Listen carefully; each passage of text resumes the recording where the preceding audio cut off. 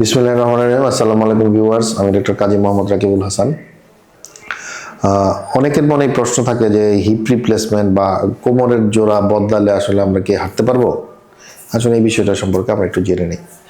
প্রথমত কথা হলো, যদি আপনার টোটাল হিপ রিপ্লেসমেন্ট হয় বা আমরা হেমিআর্থ্রোপ্লাস্টি বলি, যেটাই হোক, সাধারণত রোগীকে আমরা পরের দিনই দাঁড়া করাতে পারি বা পরের দিনই হাঁটাতে পারি। তার মানে আমরা বুঝতেই পারছি আসলে হাঁটা নিয়ে কোনো দ্বিধাদ্বন্দ্ব থাকার কথা নয়।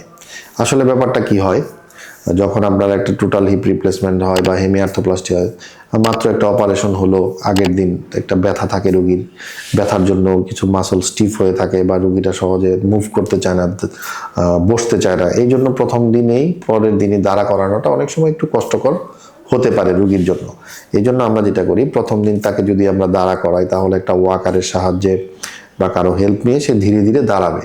তো এই যে রোগীটা দাঁড়ালো, তাহলে তার কি হলো, সে একটা আত্মবিশ্বাস ফিরে পেল, যে ভাঙার জন্য বা কোমরের সমস্যার জন্য আগে যে সে হাঁটতে পারতো না, সেই জিনিসটা সে তখন আত্মবিশ্বাসটা ফেরত আসলো যে না, এখন আমি দাঁড়াতে পারছি, একটু একটু হাঁটতে পারছি।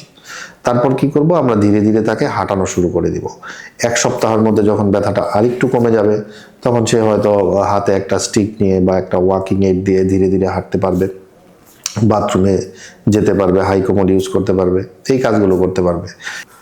দেখা যাবে যে সে 1 সপ্তাহ 2 সপ্তাহের মধ্যে বা 1 মাসের মধ্যে ব্যথাটা যখন আস্তে আস্তে আরও কমে যাবে, সে তখন অনেকটাই স্বাভাবিকভাবে হাঁটতে পারবে এবং 3 মাসের মধ্যে মোটামুটি সে স্বাভাবিক জীবনে ফেরত যেতে পারবে। তাহলে আমরা এইটুকু বুঝতে পারলাম যে কারো যদি হিপ রিপ্লেসমেন্ট হয় তাহলে সে হাঁটতে পারবে না, এই ধারণাটা সম্পূর্ণ ভুল, এবং সে আশা করা যায় ব্যথামুক্তভাবে আগের মতোই হাঁটতে পারবে।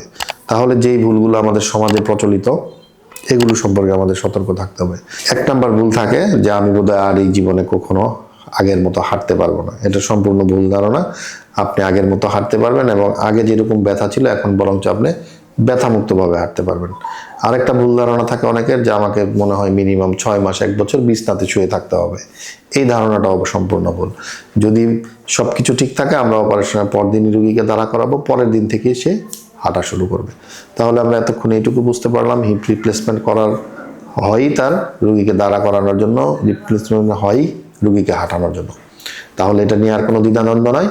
যদি কখনো এরকম আমরা সমস্যার সম্মুখীন হই, তাহলে দ্রুত একজন অর্থোপেডিক বিশেষজ্ঞ বা আর্থ্রোপ্লাস্টি বিশেষজ্ঞের শরণাপন্ন হব এবং দ্রুত অপারেশন করে সুস্থতার দিকে ফেরত যাব। ধন্যবাদ সবাইকে।